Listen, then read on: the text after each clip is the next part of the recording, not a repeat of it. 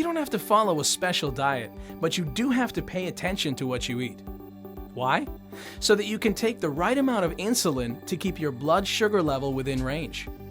Carbohydrate or carb counting can help you do this. Carbohydrates are the body's main source of energy, so they're an important part of your meals and snacks.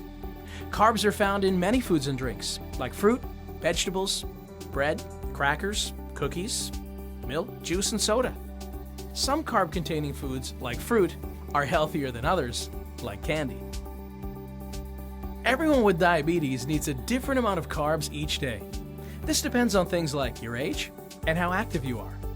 Your care team will help you figure out how many carbohydrates you should eat. Remember, when your body breaks down carbs, it makes glucose.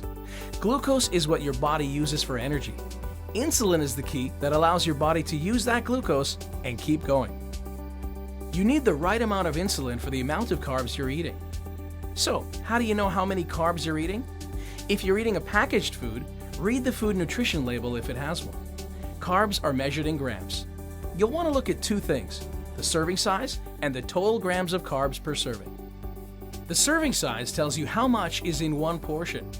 You may need to measure with a measuring cup or spoon, on a food scale, or by counting the number of pieces.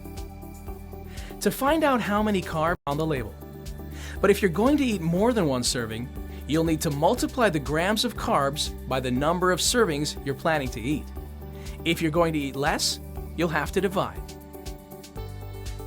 The grams of sugar you see listed on the label are already included in the carbohydrate number, so you don't need to worry about those.